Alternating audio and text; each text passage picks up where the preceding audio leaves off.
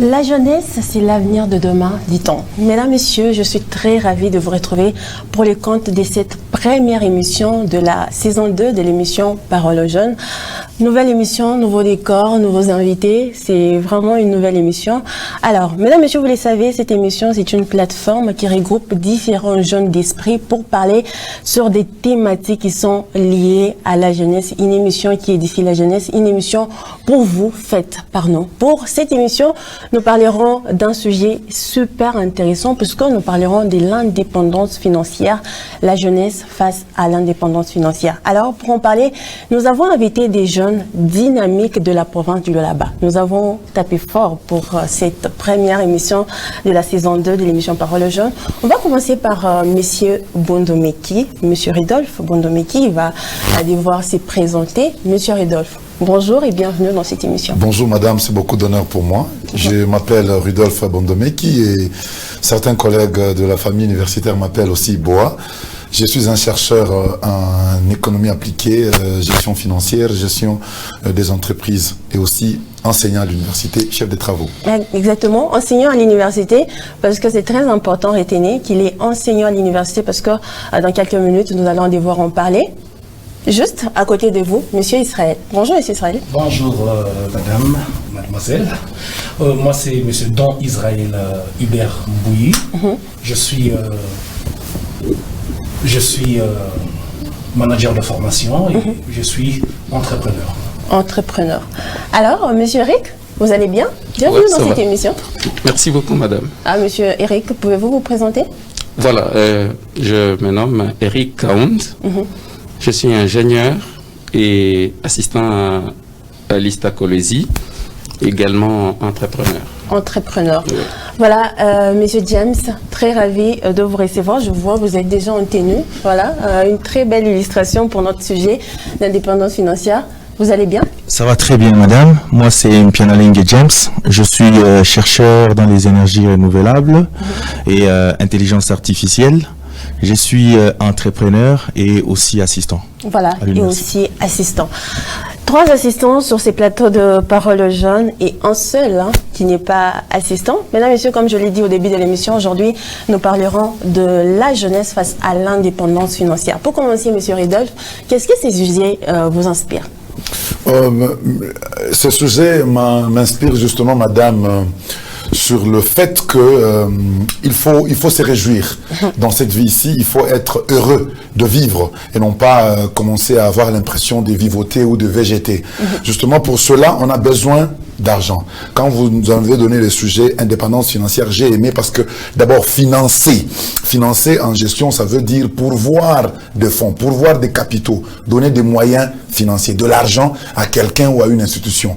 Alors, indépendance financière, ça veut dire, ici nous voyons une entité, des décisions, comme moi, comme une entreprise, comme n'importe qui d'autre, qui ne dépend pas d'une autre entité. Ça veut dire, je suis là, je me finance moi-même. C'est une forme d'indépendance financière. Et bien voilà, ce qui m'a beaucoup motivé à tout laisser et venir vite pour partager avec les amis et les téléspectateurs sur ces sujets combien importants. Exactement. Et Monsieur Israël?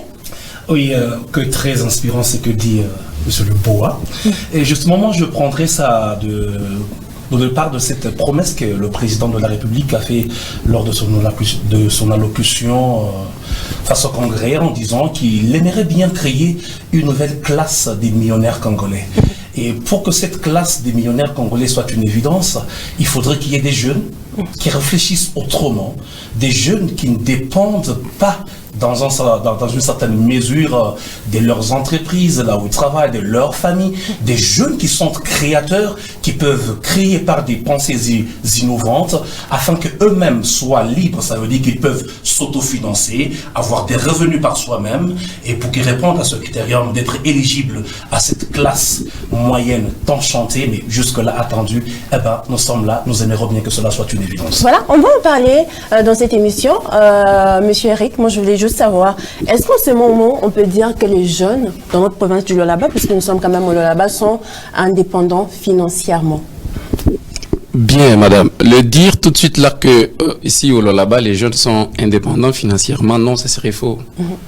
C'est faux, il suffit juste de regarder ce qui se passe à travers dans notre entourage, vous allez constater que effectivement tous les jeunes ne rêvent que d'une seule chose, être employé. Comprenez? Et donc, on ne peut pas dire que quelqu'un qui ne rêve que de ça, il vit ou il est indépendant financièrement. On ne peut pas le dire. Donc, à l'heure qu'il est, c'est impossible de dire que les jeunes sont financièrement indépendants. Non. Il faut que nous puissions le devenir. Voilà, exactement. Et Monsieur James, je pense que je vais vous poser la même question avant que je ne rentre chez Monsieur Boa. Est-ce qu'on peut dire maintenant que les jeunes au Lualaba sont indépendants financièrement? Moi, ma réponse sera directe, c'est non. C'est en connaissance de cause d'ailleurs que je le dis. Parce que si je dois résumer les pensées de mes prédécesseurs, Rudolf et dont Israël, vous allez comprendre que l'indépendance financière, c'est une capacité. En fait, la capacité de vivre de ses intérêts. Et en toute chose dans ce monde, reconnaissez quand même qu'il y a des règles à suivre. Il y a des jeunes qui veulent vraiment s'élancer dans la carrière entrepreneuriale, mais pour respecter les conditions qui viennent avec, ils sont vraiment pas prêts pour cela. Oui, et alors, depuis lors qu'on n'a pas encore fait 2 pas dans ce chemin, sur ce chemin, je ne crois vraiment pas qu'on peut dire que les jeunes du Lualaba, ils sont indépendants financièrement. Voilà. Et, Monsieur Rudolf, qu'est-ce qui fait en sorte que les jeunes ne puissent pas être indépendants financièrement? Est-ce que les jeunes aujourd'hui n'ont pas cette possibilité d'être indépendants parce que la plupart des vos co-débatteurs disent qu'ils ne sont pas indépendants? C'est quoi la cause? Madame, vous savez, le problème, c'est que le problème de l'indépendance financière doit d'abord être une question de culture. Ce que je veux vous dire, c'est quoi? Les jeunes, la plupart des jeunes, ils ont besoin du confort, financièrement, du confort, et non pas de l'indépendance dont vous parlez ici. Ça veut dire avoir du travail, là où quelqu'un d'autre s'occuperait de mes finances, ça veut dire le salaire. Or, les études ont déjà prouvé, même un DG des grandes entreprises, ils ne se sont jamais retrouvés riches, eux, avec leur famille, même après 15 ans de travail, même après 20 ans de travail. Quand vous travaillez pour quelqu'un d'autre, ça veut dire que ce quelqu'un d'autre là-bas, peut-être une entreprise, ne vous donnera jamais assez pour vous enrichir. Et vous, et votre famille. Donc, il va vous donner le strict nécessaire pour que vous puissiez vous manger, vous construire une maison, et puis c'est tout. Et quand viendra le tour de vivre de vos enfants, ça sera encore le creusage et autres, ça veut dire la même routine, stéréotype qui va encore retourner. Ce n'est pas une bonne chose. Aujourd'hui, quand nous parlons de l'indépendance financière, je vous assure, c'est que les jeunes doivent savoir chercher l'argent par eux-mêmes. Et le moyen le plus aisé et le plus rassurant, c'est l'entrepreneuriat. Or, qui dit entrepreneuriat implique directement la notion du risque, alors qui n'est pas bienvenu chez les jeunes. Qui ne risque rien n'a rien, ils ne comprennent pas cela. Quand on dit risque, moi ça me plaît, parce que le risque est différent du danger. Le danger, le sinistre viendra certainement. Quand on vous dit danger de mort, c'est que vous allez mourir certainement. Quand on vous dit il y a risque de mort, c'est que ça peut ou n'est pas arriver. C'est là que j'aime le risque. L'entrepreneuriat implique la notion du risque. Et si vous y mettez la dose managériale, la dose de gestion des entreprises, je crois que le risque peut être minimisé au plus moindre que possible. C'est là que je suis en train d'exhorter les jeunes ici déjà, de beaucoup plus regarder le côté entrepreneurial. Il ne suffit pas seulement de penser que non, je n'ai pas l'argent, j'arrête. Non, je n'ai pas des idées, j'arrête. Il faut savoir aussi gérer les ambitions. Lui peut avoir une idée, l'autre a un capital, moi j'ai un savoir-faire, l'autre est fort physiquement. Nous pouvons nous mettre ensemble et gérer nos ambitions et créer une activité génératrice de revenus qui va nous rassurer à nous-mêmes, propriétaires de notre activité là-bas, une certaine indépendance financière. C'est justement une question d'abord de culture, la notion du risque. Vous ne risquez pas, vous n'aurez rien. Or, quand vous avez déjà risqué, il faut encore bien gérer pour que vous puissiez faire quoi? Minimiser le risque. Je vous assure, madame, le problème avec nous, c'est que nous aimons le confort plutôt que le risque, plutôt que l'aventure. Il faut toujours s'aventurer dans la vie. Voilà, nous aimons le confort puisque les risques... Est-ce que vous êtes d'accord avec M. Wandomiki? Tout à fait, je suis d'accord parce que ce qui fait à ce que les jeunes dans notre province, ici même, pas seulement dans notre province, au pays, n'arrivent pas à être indépendants financièrement. Moi, je veux prendre notre angle. Je dirais que les jeunes aujourd'hui sont dans le larbinisme. ils aiment le dialélo. Ça veut dire, vous allez voir, le sillage politique est constitué des partis politiques, et ces partis politiques qui sont gestionnaires de la chose publique, et des fausses promesses qu'on donne à ces jeunes qui ont besoin d'exceller. Vous allez partir au PPRD à des jeunes parce qu'il y a un meeting, on leur donne 10 000 francs et ça leur suffit. Ils sont là derrière pour chanter pour tel et pour tel. Ça, c'est le premier problème. Le second problème, moi, je dirais beaucoup plus. Il y a aussi l'implication du gouvernement.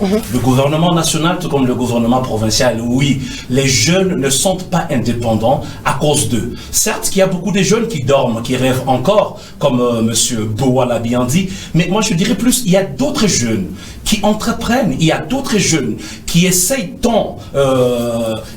d'aller de l'avant, qui essayent d'entreprendre. Nous autres, tout le monde ici est entrepreneur, pour votre rappel, mais le gouvernement ne suit pas, le gouvernement n'essaye pas d'accompagner. Et quand le gouvernement n'accompagne pas, quand le système est bloqué, ça devient difficile, presque impossible d'aller de l'avant. Par exemple, vous savez qu'il y a une loi, cette fameuse loi dont j'ai parlé dans notre conférence que nous avions eue avec les amis en février, sur la loi fixant les règles applicables à la sous-traitance. Oui, il y a plein de jeunes sous-traitants en ce moment. Mais que fait le gouvernement afin d'aider au moins ces jeunes qui sont déjà en train d'entreprendre pour aller de l'avant? Le gouvernement ne fait rien. Ils sont là à nous inviter dans le forum, à nous inviter aujourd'hui, demain, pour que nous ne fassions absolument rien. Oui, nous allons exposer, c'est bien, mais quel est l'accompagnement? Quelles sont les mesures clés que le gouvernement prend pour que ces jeunes, au moins ceux qui entreprennent déjà, puissent aller de l'avant? Nous serons indépendants le jour que le gouvernement va aussi nous accompagner. Ce serait une très bonne chose. Monsieur James, est-ce que vous aussi vous pensez la même chose? Est-ce que vous pensez que c'est la faute du gouvernement si les jeunes aujourd'hui ne sont pas indépendants financièrement, si aujourd'hui les jeunes ne se lancent pas dans l'entrepreneuriat? Est-ce que vous pensez que c'est vraiment la faute du gouvernement?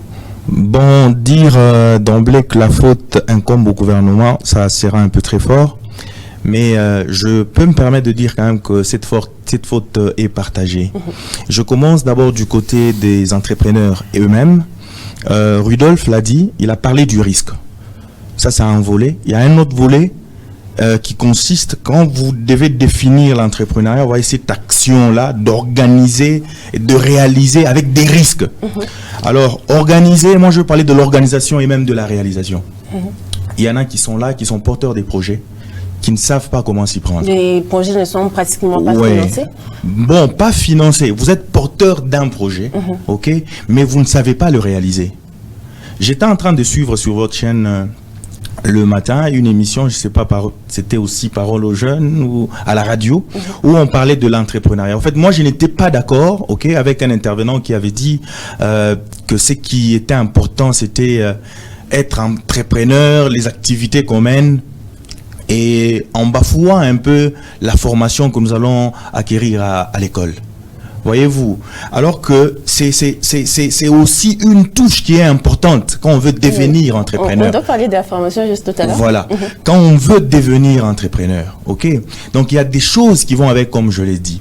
Alors s'il faut parler du gouvernement aujourd'hui, si on doit parler de l'accompagnement, il ne faut pas seulement voir cet accompagnement financier.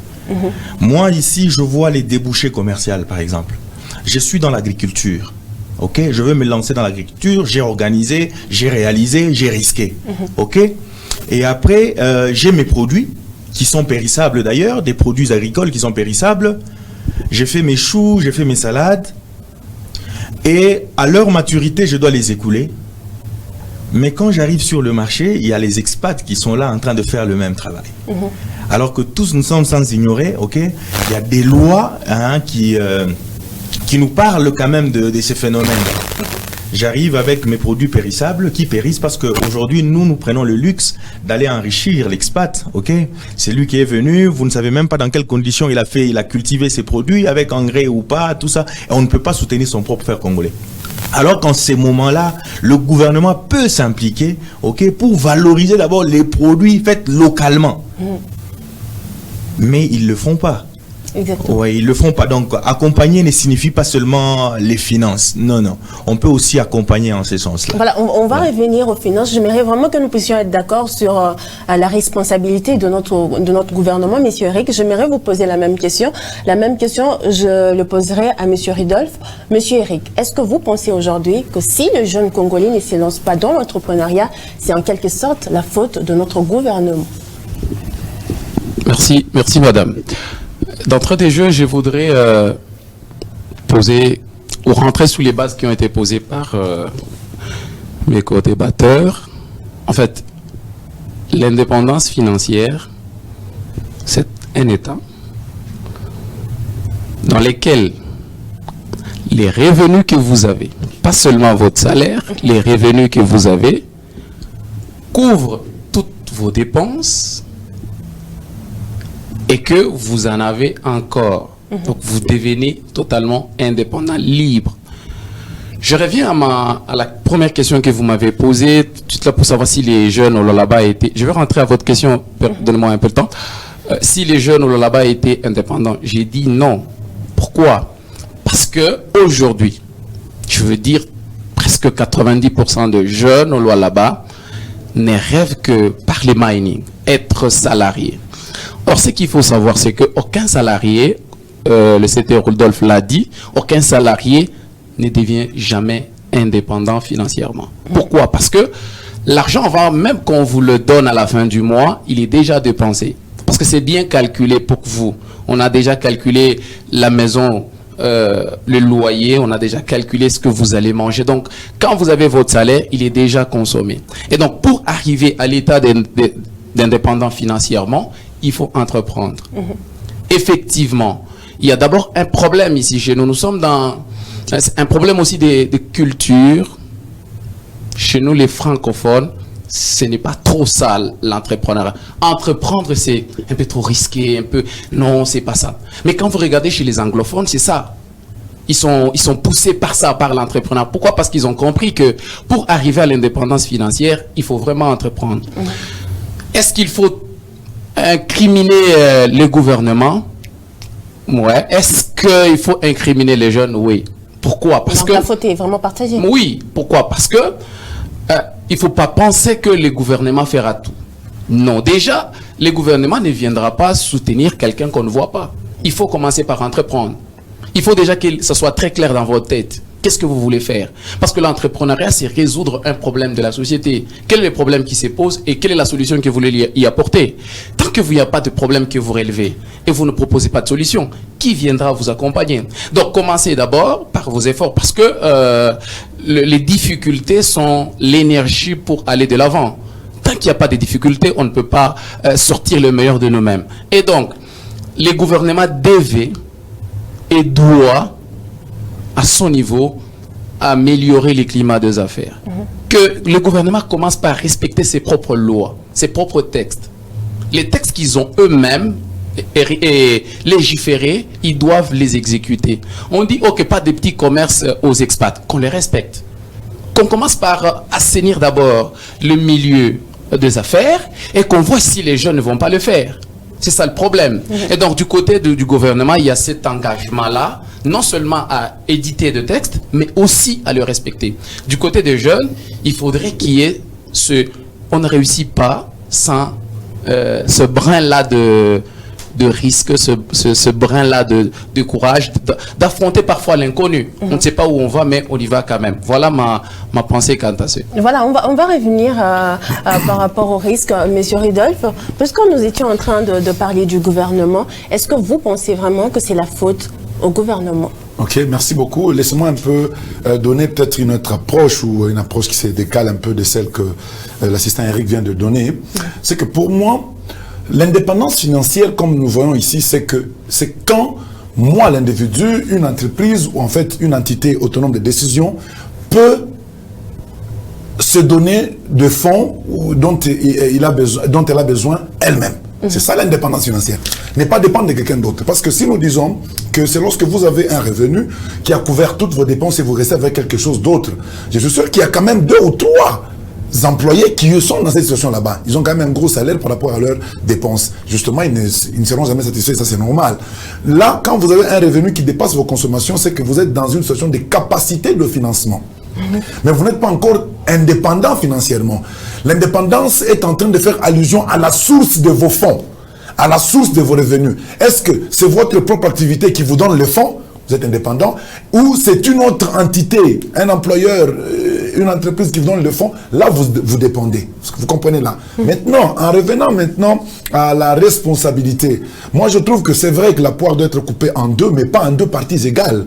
C'est que la part de l'État est encore plus grande que celle de jeunes dans le pays. Pourquoi? Parce que l'environnement, le climat, là où tous nous nous trouvons, ça appartient à l'État. Et c'est la politique qui gère tout ça. Comme vous le savez, la politique couvre tout. Quand je parle de la politique, je suis en train de voir ici la structure, les infrastructures et même la superstructure qui est la philosophie qui conduit l'activité. Prenons l'entrepreneuriat ici chez nous. Comment voulez-vous dire que nous avons l'entrepreneuriat, enfin, l'État est en train de faire ce qu'il fallait ici, si peut-être l'enseignement officiel n'a pas une filière qui parle vraiment de l'entrepreneuriat. Ne confondons pas économie et gestion, économie plutôt commerciale et gestion commerciale, tout ça à l'entrepreneuriat. C'est une autre branche tout à fait.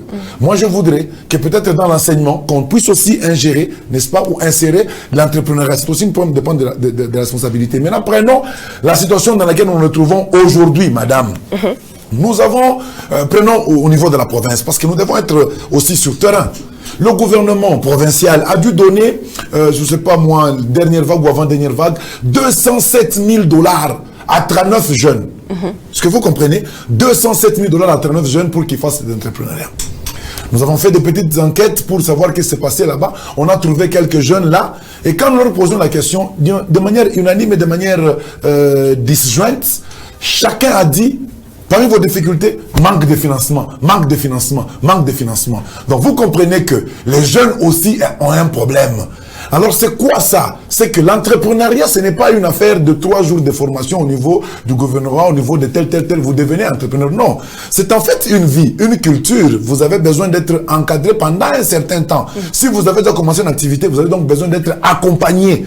L'autorité devrait aussi être là. Donc moi je trouve que être entrepreneur, ce n'est pas seulement avoir déjà une entreprise, mais aussi l'idée, l'initiative là, l'idée qui est là, manière de concevoir cela et de convertir cela en un projet, et un projet bancable, un projet qui peut se convertir en une entreprise. Mais un projet sans financement, puisqu'il y a beaucoup de jeunes qui ne travaillent pas, où est-ce que vous voulez qu'ils trouvent de l'argent? Oui madame, je vais vous dire ceci, l'entrepreneuriat n'a pas seulement une dimension financière.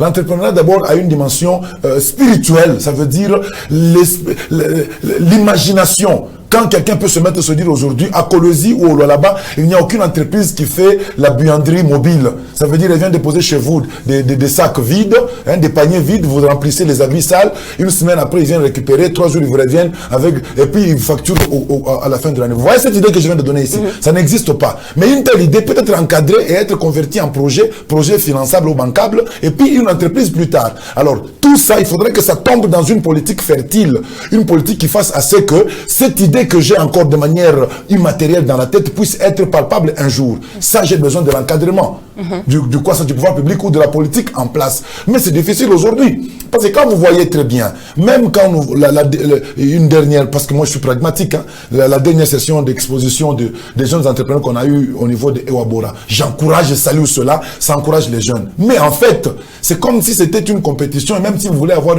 un financement, il faut que vous ayez exposé. Mais tout le monde n'a pas eu le temps d'exposer par manque d'informations, par manque de moyens de déplacement, par niveau de création d'entreprise. C'est aussi des blocages. Alors qu'il y a une autre façon de faire les choses de manière plus limpide qui permettrait la fédération de tout le monde et que l'on donne la chance à tout le monde, l'égalité des chances pour être financé et autres. Ça veut dire qu'il y a un problème, c'est vrai, individuel ou particulier aux jeunes aujourd'hui qui doivent comprendre que quand vous créez une entreprise, vous n'avez pas ou nécessairement besoin de 5 000 $.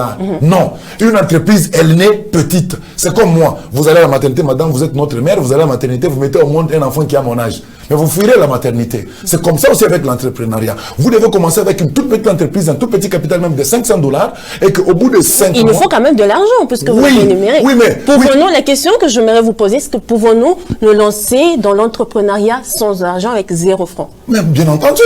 Bien entendu, madame, quand je commence par faire un projet là-bas, projet, ce statut et autres, je n'ai d'abord rien.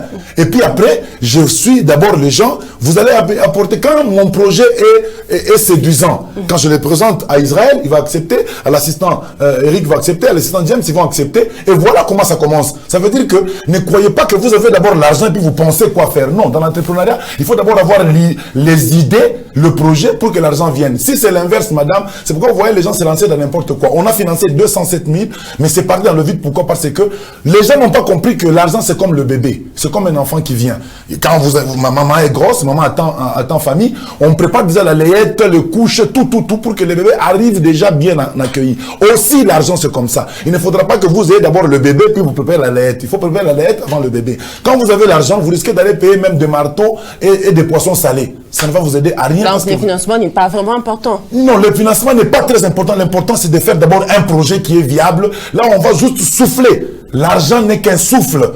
Dieu a commencé par faire d'abord l'homme, puis après, il a soufflé. Vous comprenez? Le financement, c'est un souffle qui est venu dans l'homme qui était déjà fait par Dieu. Donc, commençons d'abord par créer une entreprise, un projet bancable, vivable, et les fonds pourraient venir après. Et puis, dans le financement, madame, il ne faudra pas que les gens se mettent en tête que nous avons besoin directement de 5 000 $, 10 000 $ et autres. Non. L'entreprise commence petite et elle grandit. C'est ça même la force. C'est ça même la beauté de l'entrepreneuriat. Monsieur Rodolphe, je reviens à vous. Je donne la parole à Monsieur Israël. Monsieur Israël, vous avez suivi avec beaucoup d'attention, j'espère, les débats en fait, de Monsieur Rodolphe. Est-ce que vous êtes d'accord? Est-ce que selon vous, on n'a pas, en tant que jeune, on n'a vraiment pas besoin du financement? On a d'abord besoin du projet. En fait,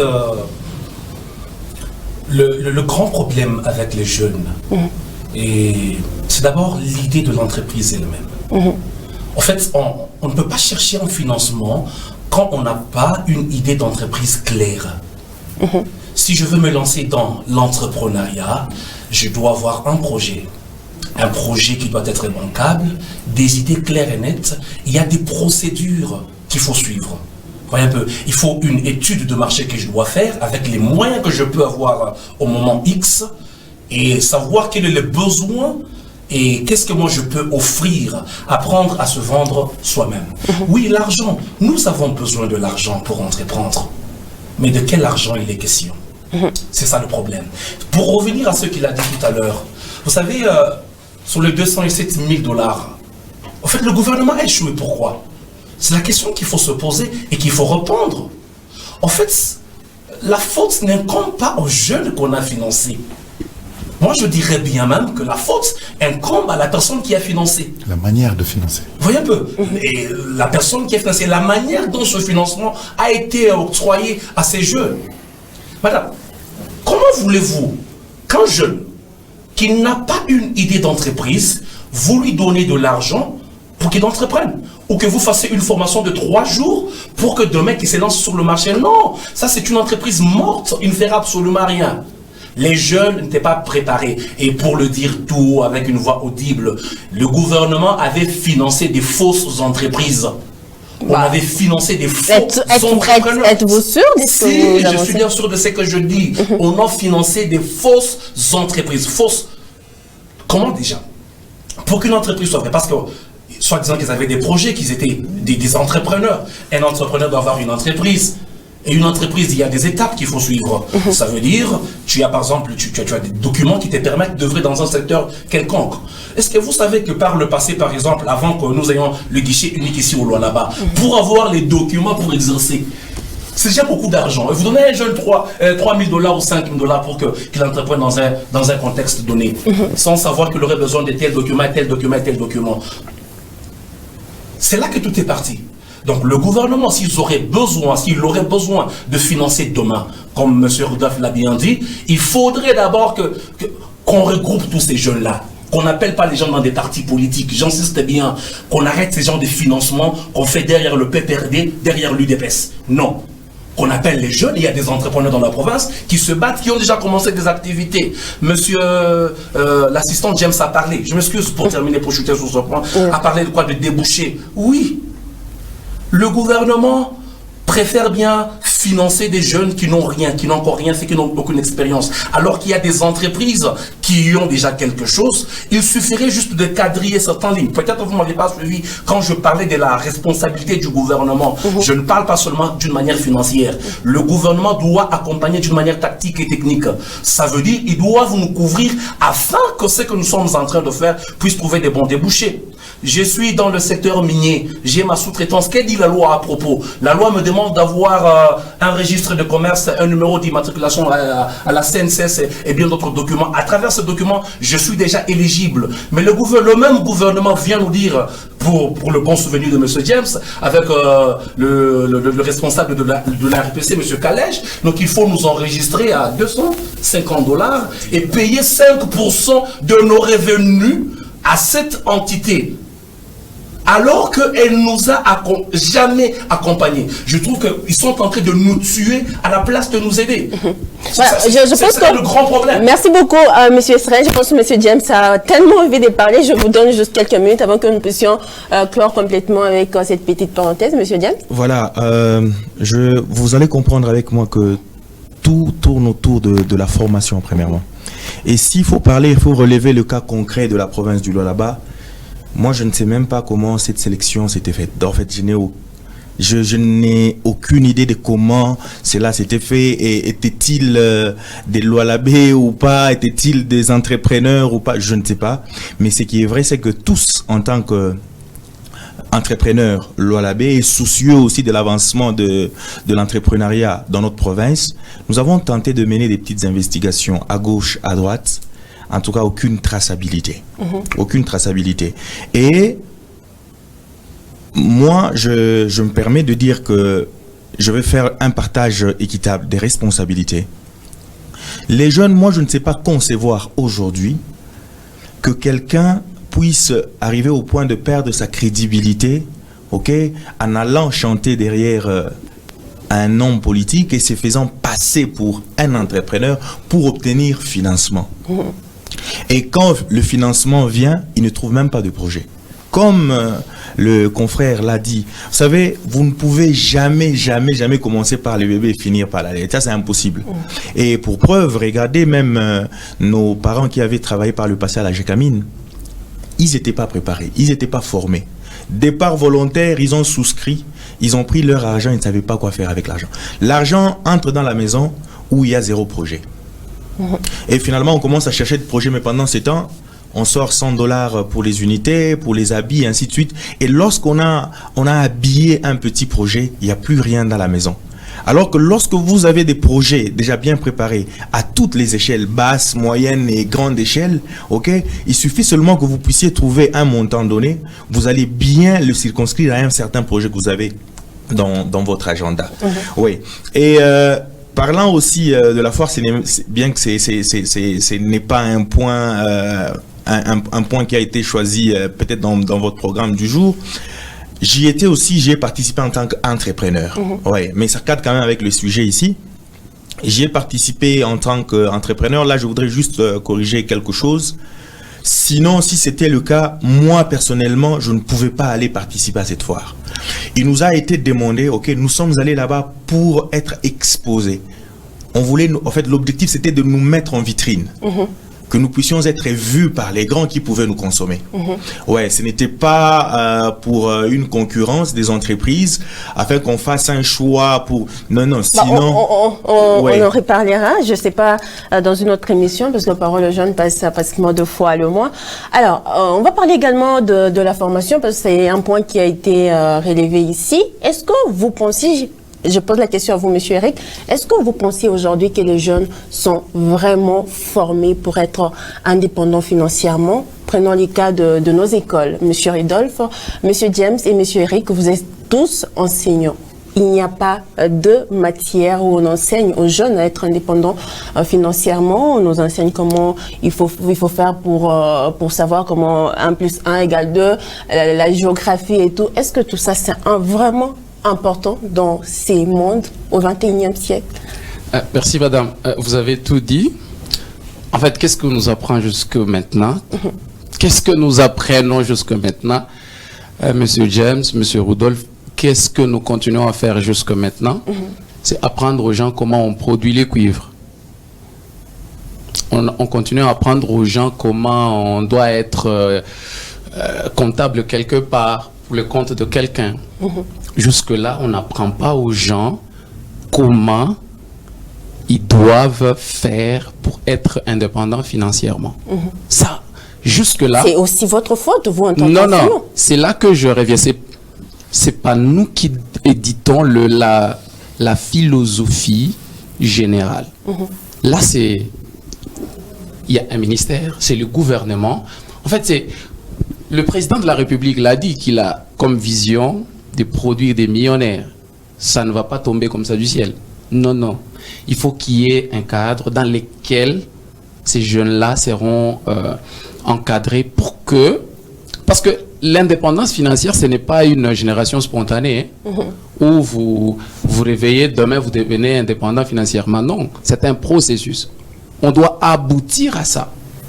Et donc, il faut commencer par la première étape jusqu'à ce que vous serez indépendant financièrement. Donc, à ce jour, le système éducatif, notre système éducatif a montré ses limites, ou avait déjà montré ses limites il y a longtemps. Parce qu'aujourd'hui, quand vous allez ailleurs, on ne continue plus à enseigner comme nous faisons. On transmet maintenant des compétences. C'est ça qu'il faut donner, des compétences. Quelqu'un qui sort de votre institution, il est compétent de faire quoi par lui-même? Est-ce qu'il est obligé d'être employé quelque part pour vivre? Non. S'il n'est pas engagé, comment peut-il mener sa vie? Comment peut-il vivre? Ça, c'est un problème. Donc, à ce jour, notre système éducatif a présenté ses limites et il faut carrément repenser tous les systèmes éducatifs pour que les jeunes qui sortent de nos universités, de nos institutions, soient à même de se lancer dans l'entrepreneuriat et de réussir. Voilà, Monsieur Redolphe, je vous pose la question. Vous êtes enseignant, vous l'avez dit tout à l'heure. Vous formez des demandeurs d'emploi ou des créateurs d'emploi?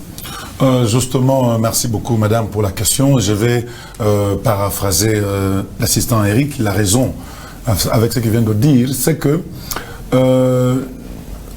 je suis enseignant à l'école humanitaire et aussi à l'école secondaire. Je ne suis pas pédagogue, mais le constat que je viens de faire, c'est que tous les systèmes éducatifs que nous avons ici au Congo, c'est un système qui fait que on est en train de nous produire comme des éléments dans un système de production là international.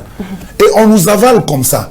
Vous allez terminer vos études à quelque niveau que ce soit, mais vous êtes un élément à avaler par le système de production installé, je ne sais pas par qui, par une forte puissance planétaire ou comment.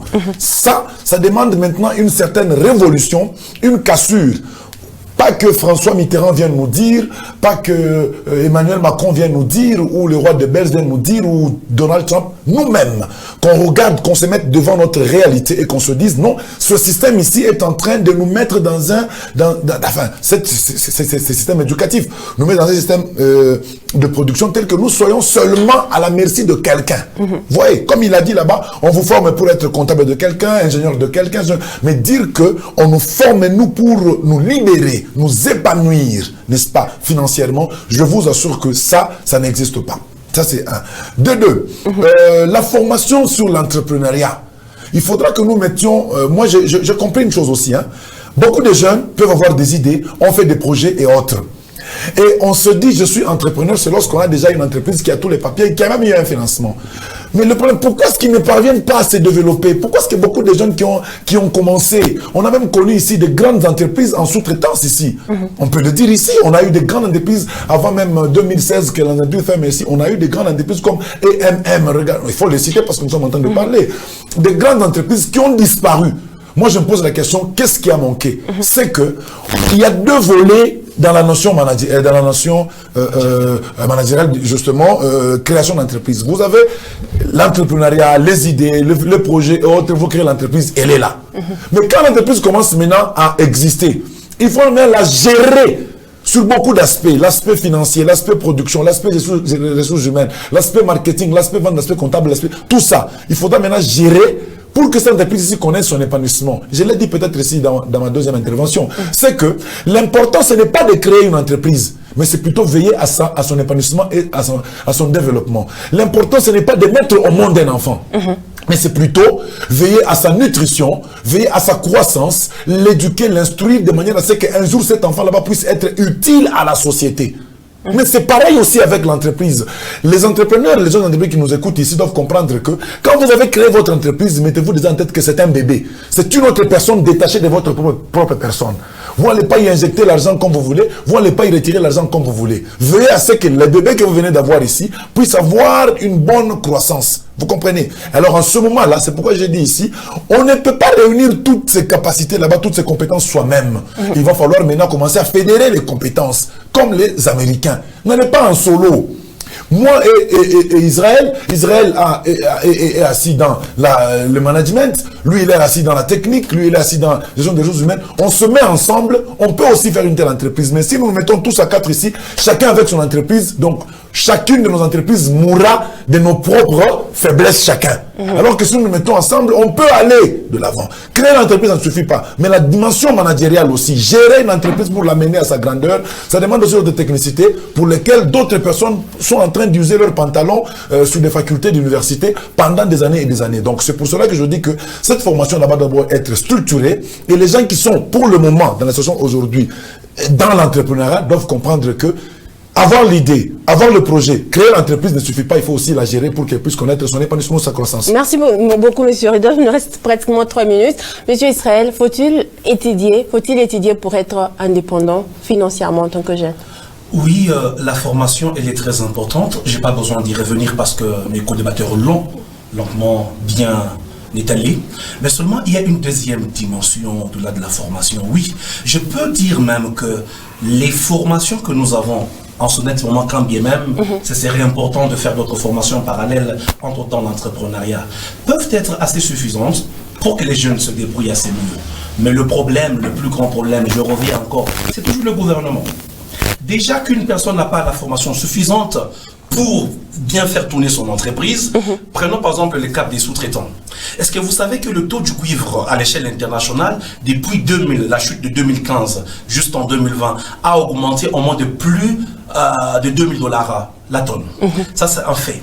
Mais vous allez vous demander comment est-ce que ça se fait que les contrats des sous-traitants locaux... Monsieur Israël, répondez à ma question, s'il vous plaît, parce que nous n'avons pas assez de temps. Pas besoin de paraphraser. Oui, je dirais, la formation, elle est bonne, mais je pense qu'à ce stade, espérons qu'un jour qu'il y aura... qu'on aura cette façon de faire des formations réalistes, mais les jeunes peuvent s'auto-former. Il y a des formations en ligne efficaces dans des écoles universitaires à l'étranger. Je le fais. Je suis au moins en train de faire 3 cours en sonnet ce moment. 3 cours en sonnet ce moment. Chaque jour je lis. Ils peuvent le faire pour pallier à ce déficit des connaissances criant même que nous avons avec notre système éducatif. Donc la formation, elle est hyper importante. Voilà, je pense que je vais vous donner tous 30 secondes pour résumer tout ce que vous avez dit parce que nous n'avons pas assez de temps.